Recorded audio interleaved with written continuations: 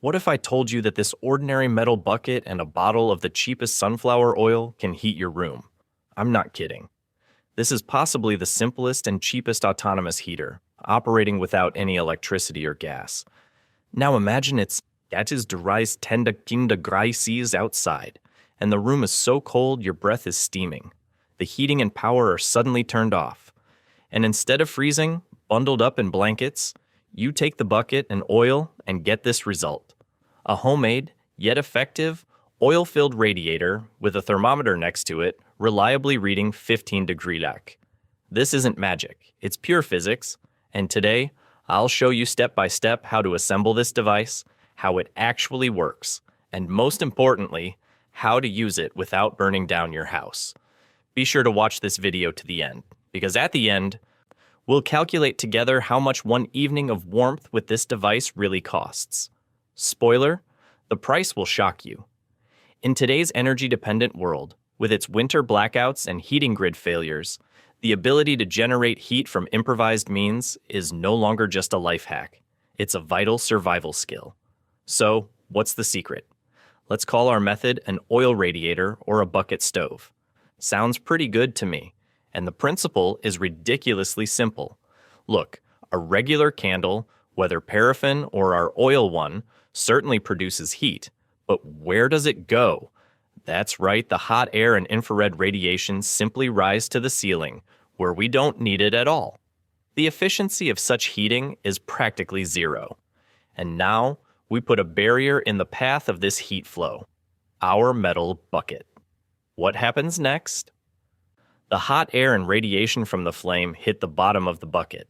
Metal, unlike air, is an excellent conductor, and more importantly, a heat accumulator. It begins to quickly heat up and accumulate this energy. Instead of the heat wasting away at the ceiling, it's now concentrated in the bucket. The bucket becomes as hot as a radiator, and that's where the real trick comes in. The heated metal begins to actively radiate heat in all directions, horizontally, 360 degrees around itself. This creates convection currents at the bottom of the room, warming the air around you. Essentially, we're turning a small, inefficient fire source into a fully fledged, low-temperature radiator. The bucket becomes your personal radiator, slowly and evenly radiating heat into the room. You've probably seen a similar principle used by bloggers abroad, where they use clay flower pots stacked on top of each other. Yes, it works the same way, but in my opinion, a metal bucket is much easier to find, and it has better thermal conductivity and durability. You don't have to run to the garden center looking for a pot of the right size. Almost everyone has a bucket or an old saucepan. Okay, we've covered the theory. Now, let's see what we need for assembly. Spoiler alert, you probably already have almost all of this at home. So, here's our gentleman's cold weather survival kit. First, a fire source. Ideally, an oil candle. A little later, I'll show you how to make one quickly, literally from scratch. But if you don't want to mess around or don't have the time, a few regular paraffin candles, 3 or 4 of them, will do. Just keep in mind that an oil candle burns much longer and more reliably. Second, and most importantly, is our heat accumulator. This is a metal bucket, and here I want to draw your attention. The bucket must be made of metal. Galvanized, enameled, stainless steel. Anything will do. The ideal capacity is from 5 to 10 liters. The most important rule to remember is never use a plastic bucket. It won't withstand the temperature, it will melt, and you risk starting a fire. Only metal. The third thing we need is a stand. We need something that will create the necessary gap between the candle flame and the bottom of the bucket. The simplest and most ingenious option is 3 or 4 large paper clips, also known as binders. If you don't have any, no problem. 2 ordinary bricks, any metal corners, or even a few old wrenches will do. And the fourth is fuel. Our fuel is regular vegetable oil. The cheapest kind you can find at the store will do. Moreover, even expired oil that you were planning to throw away, or refined, Used oil, if you have it, will work perfectly here. By the way, a few words about choosing oil. Regular sunflower or olive oil burns the best and produces the least smoke. 100 minced grams of such oil, or half a cup, can burn for 10 or even 12 to 14 hours. Industrial oil can also be used, but it typically burns a little shorter and can produce more soot, meaning you'll need more ventilation in the room. Now comes the fun part. Let's move from theory to practice and assemble our setup. Follow me. Every step is important. First, let's make our fire source, an oil candle. If you don't have one, here's a recipe that takes literally 30 seconds. Take any small, fine, non-flammable container. A tin can or a small glass jar with a metal lid are ideal. Punch a small hole in the lid. Now make the wick. A cord made from natural materials, a bandage twisted into a rope, or simply a strip of cotton fabric work well for this. Thread the wick through the hole in the lid. Pour our oil into the jar, but not all the way to the top. Leave a little space. Close the lid and let the wick soak in the oil for at least a couple of minutes. That's it, our eternal candle is ready. Now let's prepare our reactor, bucket, and stands. We need to somehow create that all-important gap. There are two simple ways. First, if you have some paper clips, simply attach 3 or 4 of them right to the bottom edge of your candle jar. They will make perfect feet. Method 2. If you don't have clamps, use bricks, paving slabs, or any metal objects of equal height onto which you can safely place the bucket. Now, assembly and startup. Step 1. Safety first. Find a non-flammable base for our structure. This could be a sheet of metal, several ceramic tiles, or a concrete garage floor. Remember this once and for all. Never place this structure on carpet, laminate, linoleum, or a bare wood floor. This is a direct and quick path to fire. So, place our oil candle on the prepared safe base. Light the wick. Take your time. Let the flame burn for 1 to 2 minutes. It should become even and stable. Step 2. Carefully take our metal bucket and place it on top of our supports, be they clamps or bricks. And now comes the most important technical detail in this entire system. This is the gap. The distance between the flame tip and the bottom of the bucket should be approximately 2, maybe 3 centimeters. This is critical. Why? Let's start with the common mistakes. Mistake number 1, no airflow. If you place the bucket so that it completely blocks the oxygen supply to the candle, for example, directly on a jar without any legs, the fire will simply suffocate and die out within a minute. Mistake number 2, too small a gap. If the flame touches the bottom of the bucket, you won't get heat, but a huge amount of black soot. The oil will burn inefficiently. The room will be full of chatter, and the bucket won't even get hot enough. We don't need that. So remember the 23 centimeter gap. The flame burns evenly, not touching the metal. The structure is stable. Now everything is assembled correctly, and we're ready to move on to the demonstration.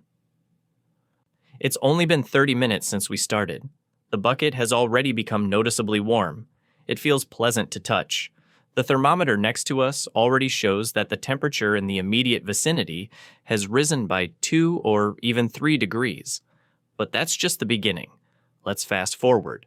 An hour and a half has passed. Now, you shouldn't touch the bucket with your bare hands. It's become truly hot, like a full-sized radiator. Look at the thermometer. It's about a meter away from our setup, and the temperature in this area of the room has risen by as much as 5 degrees, and in some places, 7 degrees. This really works. If we were to look at this setup through a thermal imager now, we would see not just a gray bucket, but a bright, glowing orange-red object actively radiating heat in all directions. We see warm air currents rising from it and spreading throughout the room. This is our oil radiator in action. Incidentally, this method also has a very pleasant practical bonus. Our radiator can be used for more than just heating. For example, if your socks or gloves get wet in the field, you can carefully place them on the edge of the bucket. Just be careful not to touch the hottest parts. The constant heat will help them dry very quickly. Moreover, you can easily place a metal mug of water on the flat bottom of an inverted bucket. Of course, you won't be able to boil a full-size kettle this way. It's not powerful enough. But heating water to a warm or even hot temperature, enough to brew tea, dissolve medicine, or make a warm drink, is entirely possible. And in an emergency, this is an incredibly valuable function. Friends, and now, please, maximum concentration. We are moving on to the most important section of this video. This is safety. I want you to take my words very seriously. We are dealing with an open flame and hot metal in a living space. I'm not kidding. Your safety, the safety of your home, and the safety of your family is entirely your personal responsibility. Remember these 5 golden rules. They must never be broken. Never. Rule number 1. Never. Under no circumstances leave a heater running unattended. You go to another room. Put the fire out. You go to bed. Put the fire out, even if you're only going out for a minute. Rule number 2. Ventilation.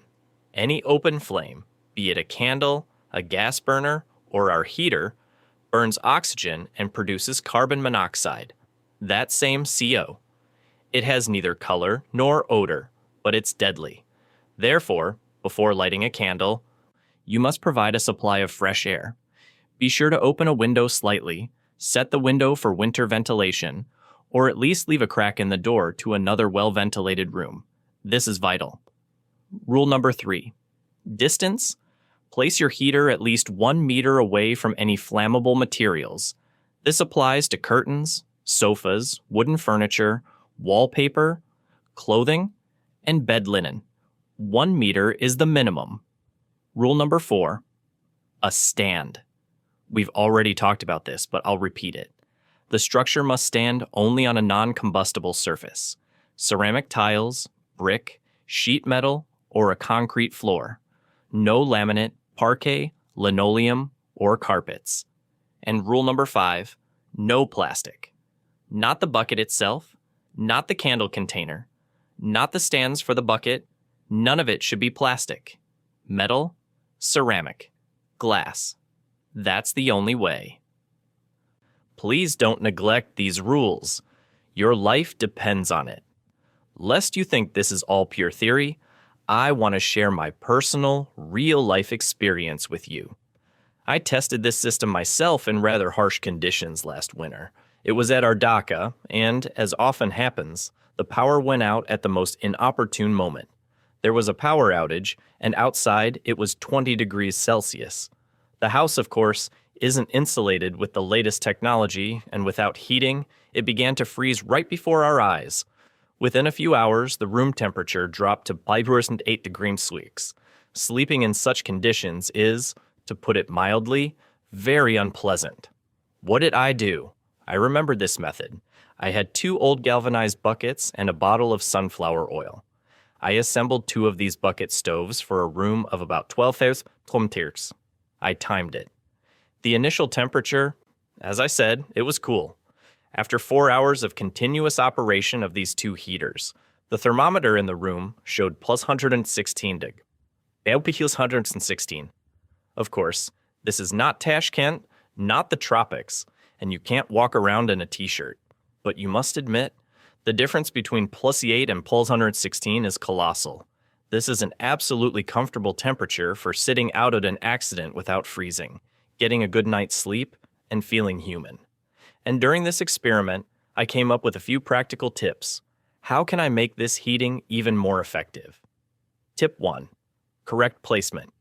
If you want to warm the room as quickly as possible, don't put the bucket in the far corner. This way, it will mainly heat the walls. It's better to place it closer to the center of the room, but, of course, in a safe place where you won't trip over it or knock it over. This way, convection currents will spread throughout the room much more effectively. Tip 2. Power control. Don't try to make one giant candle with a huge flame. Firstly, it's not very safe, and secondly, it's ineffective. It's much smarter to make 2 or even 3 small oil candles. If it gets chilly, light one. If it's still cold, light the second. You just need to maintain the heat. Let one burn.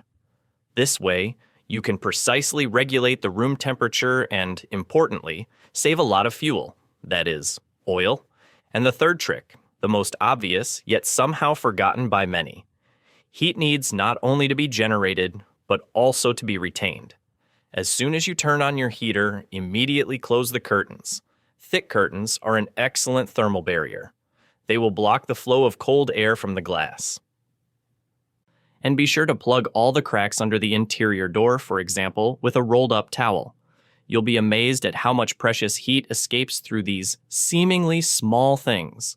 One of the most common questions that arises: how many of these things do I actually need to stay warm? Of course, it's difficult to come up with a precise formula here. Everything depends on the height of your ceilings, the insulation in your home, and the temperature outside. But there's a simple, albeit very rough, rule of thumb to help you get your bearings. One such oil candle placed under a bucket provides the heat output equivalent to about 2 or even 3 sections of an old cast iron radiator. That's pretty good. So, for a room of 10-12 square meters, to maintain the existing heat, that is, to keep it from cooling down, you'll need 3 or 4 such heaters, evenly spaced around the room. If, as in my example, you want to raise the temperature in an already cooled room, you'll need 1 or 2 bucket heaters for every 5-6 square meters. By the way, I'm very curious under what conditions you would use this method. Please let me know the area of your room in the comments. We can try to calculate how many oil-filled radiators you'd need together in the comments. But what if you don't even have a bucket handy? Is everything really lost? Of course not. There are alternative designs. They work on the same principle. The classic option, which you've probably seen online, is a heater made from 2 or 3 clay flower pots, one inside the other. The principle is the same. The porous ceramic accumulates heat well and then releases it slowly and evenly. If you don't have pots, even ordinary tin cans will do. You can take several cans of peanuts or corn and stack them on top of each other, creating something like a small chimney over the candle. This will also work and accumulate heat, although less effectively than a solid bucket. And finally, there's a more powerful, but I'll say right away, more dangerous option: an alcohol torch, a regular jar with rubbing alcohol and a wick. It produces much more heat than oil, but burns oxygen much more efficiently. So, when using alcohol, you need to be not just careful, but doubly careful with ventilation. Okay, now to be completely honest and objective, let's summarize and weigh the pros and cons of this method. Like any solution, it has its strengths and weaknesses. Let's start, of course, with the pros. The first and most important advantage is, of course, the price. This method is practically free. Most people have a bucket or an old saucepan and a bottle of the cheapest oil cost pennies, especially considering how long it lasts. The second advantage is complete autonomy. This heater requires no electricity, gas, expensive gasoline, or diesel fuel. Just oil and matches. It's the ideal solution for blackouts and any emergency. The third advantage is accessibility. You don't need to go to a special store for camping equipment, gas cylinders, or a generator. All the components can be found at any home or grocery store. And the fourth advantage is efficiency. As we've already established, the efficiency of such a system is many times higher than that of a dozen simply burning candles, the heat from which radiates to the ceiling. Here, the heat is accumulated and distributed where it's needed. But, of course, there are also disadvantages, and we can't ignore them. The first disadvantage is constant monitoring. I repeat, such a heater should not, absolutely should not, be left unattended. It's not an electric fireplace that you turn on and forget about. The second disadvantage is combustion byproducts. Fire burns oxygen and produces carbon monoxide. This means that constant ventilation is a must. And ventilation, in turn, brings in cold air, which slightly reduces the overall heating efficiency. And the third disadvantage is power. Let's be realistic. You won't be able to heat a large 2-story house or even a spacious 3-room apartment this way. This method is local. It's great for heating one room, a tent, a garage, or a greenhouse, but not for fully heating an entire home. Now, the icing on the cake, what I promised at the very beginning. Let's calculate the real cost of this heat. So, let's take a look. A 1 liter bottle of the cheapest sunflower oil costs, say, about 100 rubles in the store. Give or take, 1 liter contains 1,000 TDI. As I've already said from my experience, 100 milliliters or half a glass of oil burns in such a candle for about 10 to 12 hours. That's a whole night. So from 1 liter bottle, we get 100 hours of continuous burning, 100 hours of heat. Divide 100 rubles by 10 such 100 milliliter refills. And what do we get? We get only 10 rubles. 10 rubles for a whole night of heat. Compare this to the electricity bill that any oil-filled radiator or fan heater will run you for the same 12 hours. The difference is colossal.